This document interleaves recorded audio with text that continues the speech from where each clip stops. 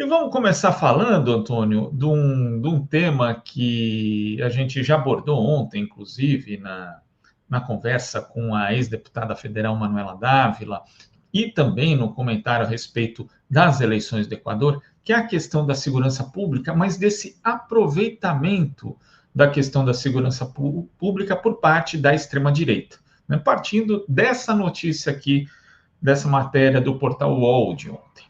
Flávio Bolsonaro quer pena maior para traficantes e redução de maioridade penal. Né? Essa matéria já aponta que a segurança pública deve ser uma das áreas de principal atuação, não só do Flávio Bolsonaro, mas de senadores e de deputados que pertencem a esse campo da extrema-direita, né? Vai estar na agenda do Senado, até porque o Flávio Bolsonaro ele foi indicado para a presidência da Comissão de Segurança Pública pelo PL. Então, ele vai ter a oportunidade de pautar discussões, pautar debates e ali consolidar bandeiras para a direita, não só para esse ano, mas principalmente visando 2026. Então, como diz o título da matéria, ele já vai colocar uma questão que é uma das bandeiras, inclusive, né, foi bandeira de campanha de Jair Bolsonaro, que é a redução da maioridade penal. E a gente sabe que esse tipo de medida, vamos até conversar, falar um pouquinho a respeito, né, rapidamente, o quanto é ineficaz e o quanto outros países, inclusive, que adotaram esse tipo de medida, começam a restringi-la, mas aqui no Brasil você tem esses parlamentares que querem propor conforme o humor da população, querem explorar o medo das pessoas para fazer ali proposições que não têm resultados objetivos. Né? Ele também disse ali que vai, além da questão da maioridade penal, vai confrontar o STF naquilo que ainda está sendo julgado, inclusive, que é a DPF das favelas, que é a determinação do ministro Edson Fachin de que as forças policiais, quando fizerem operações, tenham que justificar aquilo que estão fazendo, né? Ou seja, você não mobiliza uma força policial, faz uma invasão numa comunidade sem dizer o porquê você está fazendo aquilo, né? Ou seja, sem tentar justificar, sem dar ali as explicações para a própria sociedade e para os moradores locais que têm a sua vida afetada por aquilo, e aí a gente está falando de questões cotidianas, mas inclusive com a possibilidade de ocorrência de mortes, né? Quantas balas perdidas, e a gente sempre coloca aspas em balas perdidas, porque essas balas têm direção, acabam vitimando pessoas no Rio de Janeiro por conta dessas operações policiais. Então, é algo que é muito importante também ser tratado. O Supremo está discutindo isso, mas o Flávio Bolsonaro já antecipou que vai querer, na verdade, confrontar o Supremo Tribunal Federal em relação a isso, a algo que sequer foi discutido, né? Não houve a finalização dessa discussão. Também nós sabemos que o Flávio Bolsonaro é aliado do governador Cláudio Castro, e é interessante porque é uma tentativa, também típica da extrema-direita brasileira, de jogar a responsabilidade na justiça de algo que não é dela, porque nós sabemos o fracasso da política de segurança pública do estado do Rio de Janeiro, não só do Rio de Janeiro, mas no geral no Brasil, e essa responsabilidade, né, que Flávio Bolsonaro e o Cláudio Castro tentam jogar nas costas ali do Supremo Tribunal Federal. Então, é algo muito preocupante, porque nós vamos ter essas questões vindo à tona no debate público e sempre é uma discussão mal feita. Né? Inclusive, tem um trecho dessa matéria que eu queria destacar, peguei aqui o trecho literal, que fala o seguinte: esquerda não fala sobre segurança pública de uma forma direta, diz um dos membros da comissão. Na avaliação de um senador que falou sobre anonimato, falta para o campo progressista abordar a segurança pública. Para ele, a esquerda deixa de lado o tema e se sujeita às abordagens e vieses da direita. O clima entre congressistas à esquerda é de resignação. A UOL, um senador disse que a comissão deve conseguir aprovar o que estiver em pauta. O que resta aos demais membros, sendo, segundo um deles, é tentar mitigar os danos. Isso é muito grave também, inclusive remete a algo que, quando eu falava aqui a respeito da utilização dessa questão de segurança pública, da exploração do medo da população e da ascensão de organizações criminosas ali no Equador, a forma como Daniel Noboa, o presidente, acabou explorando isso e ganhando popularidade entre a população, mesmo sem ter resultados expressivos ou significativos, segundo os próprios números produzidos pelas autoridades de segurança pública do Equador.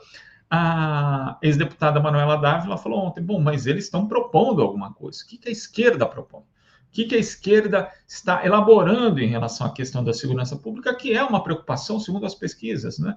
Em alguns estados chega a ser a principal preocupação das pessoas. E quando nós vemos esses offs, né, de parlamentares da esquerda falando que não, que estão resignados, que não tem o que fazer, nós percebemos a falta de imaginação, de criatividade e também nós entendemos, por exemplo, que o executivo tem ali alguma dificuldade ou muita dificuldade para fazer confrontação com alguns dogmas, inclusive, ou com algumas estratégias da extrema-direita, mas o parlamento é o lugar justamente do confronto, é o lugar da disputa. E se as pessoas, se os parlamentares de esquerda têm dificuldade de fazer esse embate no parlamento, não é no executivo que vai fazer, não é em outros campos que isso vai ser feito. Isso é muito grave, isso é muito preocupante. Nós temos ali parlamentares que são ativos nessa questão, mas sempre também na reação, sempre do ponto de vista defensivo. A extrema-direita propõe alguma coisa, então a gente fala, ó, tá errado, não é assim que funciona, não vamos deixar isso passar, ou somos contrários, mas o que tem aqui de propositivo? O que tem do lado? Né? O que tem em termos de elaboração?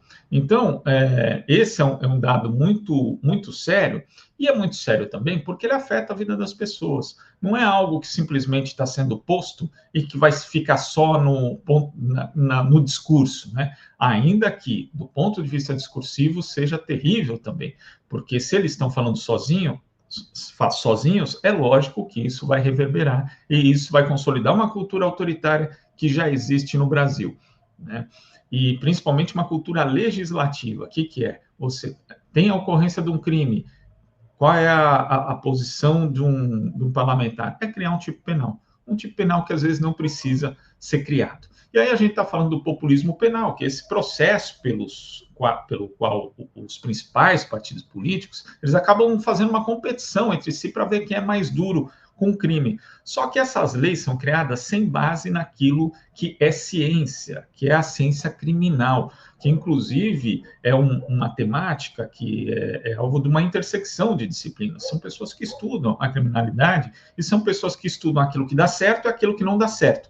Tudo aquilo que é feito, quase tudo aquilo que é feito no parlamento brasileiro hoje, se confronta com aquilo que a ciência criminal prega. Até porque é isso, né? Vai simplesmente deixando vai simplesmente indo ao sabor do humor eleitoral ou da sensação de medo da população, que inclusive é muito construída por conta dos veículos de comunicação, onde aí a gente sente, né, o impacto da concentração da comunicação no Brasil, dos programas policiais que estão aí reverberando esse medo, né? Que esse medo que existe, porque o problema é real, mas tornando ele ainda muito maior. Mas nem só de criação de tipos penais inúteis ou de legislação fraca, o Brasil vive também. A gente tem que resgatar, e aí, inclusive eu recuperei aqui essa matéria da Agência Brasil, que diz o seguinte: foco punitivista ignora papel preventivo da Lei Maria da Penha. Quando a gente fala da elaboração da Lei Maria da Penha, as pessoas costumam pensar sempre também no tipo penal, no aumento da pena, mas o arcabouço da lei, e não é à toa que ela é uma lei considerada muito avançada, isso do ponto de vista internacional, especialistas veem todo esse arcabouço legal da Lei Maria da Penha muito avançado, só que na execução é que acaba acontecendo o pecado, de você não olhar para aquilo que é importante, que é a prevenção. Inclusive, nessa matéria, a coordenadora da ONG CEP, a Leila Linhares Basté, avalia que não basta só, obviamente, esse punitivismo. Ela diz o seguinte: todos os primeiros artigos da lei são artigos voltados para a necessidade de prevenção. E a gente se pergunta, por que tão baixo investimento em prevenção? Prevenção não significa articulação. Prevenção é articulação de violência com a área da educação, com a formação de agentes públicos e com a mudança de mentalidade, né? E aí a gente percebe o quanto, por exemplo, você tem uma lei que acaba sendo não aplicada, até porque essa responsabilidade de segurança pública é compartilhada principalmente pelos governos do Estado. Eles não têm não só articulação entre si, como às vezes não têm articulação justamente entre a legislação e a execução por parte das polícias e das outras áreas desses governos estaduais. Então, isso é muito, na verdade, vai agravando e não vai tratando o problema, né? Porque a lei acaba sendo vista só do ponto de vista punitivo, até porque também não trabalha com a reincidência. E a legislação referente à Lei Maria da Penha, ela também fala de reincidência, fala de reeducação, porque é necessário ter um aspecto preventivo, mas também regenerador, porque senão você não consegue simplesmente resolver o problema. E esse é um exemplo no Brasil como até uma legislação que é sofisticada do ponto de vista da prevenção, da ressocialização, do tratamento mesmo da questão dos crimes que estão ali elencados, ela acaba sendo muito pouco efetiva por conta da sua execução. Agora a gente tem que falar daquilo que é o futuro, né? Como é que a gente pensa, na verdade, essa questão da segurança pública do lado da esquerda? Como eu falei aqui da questão dos governos do Estado, é óbvio que é um problema complexo, né? Porque hoje já se fala da segurança pública, nós vimos nas eleições do ano passado, em termos de administrações municipais, e também se chama a responsabilidade do governo federal e da União para tratar desse tema. Agora, é necessário ver aquilo que pode ser feito e aquilo que também não é possível, mas é interessante nesse aspecto também, porque existe uma batalha que é cultural, ideológica, que precisa ser empreendida. Por exemplo, muitos especialistas apontam a questão da desmilitarização, e essa desmilitarização sozinha não vai funcionar, e da unificação das polícias. E para a gente sentir o nível de retrocesso desse debate público, aqui na disputa da Prefeitura de São Paulo, em mais de um debate, o prefeito Ricardo Nunes colocou o candidato Guilherme Boulos ali numa situação ruim, dizendo o seguinte: olha, você é a favor da desmilitarização da polícia, tal. E o Boulos, quando ia responder, ele tergiversava. Ele não falava que era a favor, não falava que era contra, não encarava a discussão. Isso porque, em 2014, por exemplo, existiam 3 propostas que tratavam de desmilitarização da polícia no Congresso Nacional. Uma era de um senador, então senador de esquerda, Lindenberg Farias, do PT do Rio de Janeiro, hoje deputado federal, uma proposta, inclusive, baseada ali num texto do Luiz Eduardo Soares. E outras 2 eram do Blairo Maggi, do PP, do Mato Grosso, e do deputado Celso Russomano. Então, vejam bem que existia uma convergência de 2 deputados de direita com um de esquerda, com um parlamentar de esquerda, a respeito dessa proposta da desmilitarização. Isso porque muita gente dentro das forças policiais, principalmente oficiais de baixa patente, vê a militarização como algo ruim.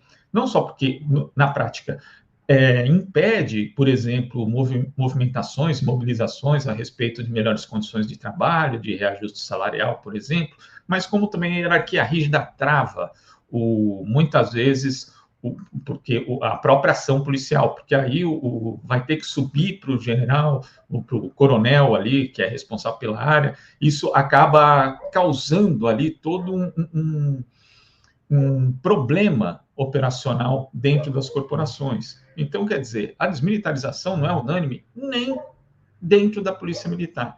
E eu acho que esse momento ali do debate entre os dois mostrou como, na verdade, a extrema-direita acabou impondo uma verdade na prática que é contestada, inclusive, por adeptos da extrema-direita. Então, é algo muito triste para ver como a esquerda abriu mão dessa discussão e como ela não conseguiu elaborar. Agora, só para terminar aqui, a gente tem que lembrar também que a extrema-direita, com esse discurso, ela estabelece não só no Brasil, quando a gente vê a questão dos migrantes também, em outros países, ela estabelece pontos afetivos, inclusive com a população que chega a ser alvo da violência policial. Porque quando fala para uma mãe uma mãe da periferia que teme pela segurança do filho dela, esse discurso duro da extrema-direita está dialogando com ela e está estabelecendo uma relação afetiva com ela. Então, é necessário não só que a esquerda elabore propostas, mas que ouça essa população também, que ouça seus medos, que não fique só na cadeira ali pensando aquilo que ela acha que essa população da periferia, por exemplo, está pensando, mas sim o que é o sentimento dela. E só para encerrar, inclusive, né, eu já falei aqui, mas a Débora Maria, do Movimento Mães de Maio, que é um movimento que nasceu a partir da perda de pessoas ali na reação das forças de segurança, que foi uma reação clandestina nos crimes de maio de 2006, ela disse no evento seguinte: eu não sou de direita nem de esquerda, eu sou de baixo. E o fato dela ser de baixo e não se reconhecer na esquerda é um problema que a esquerda deveria tratar como principal.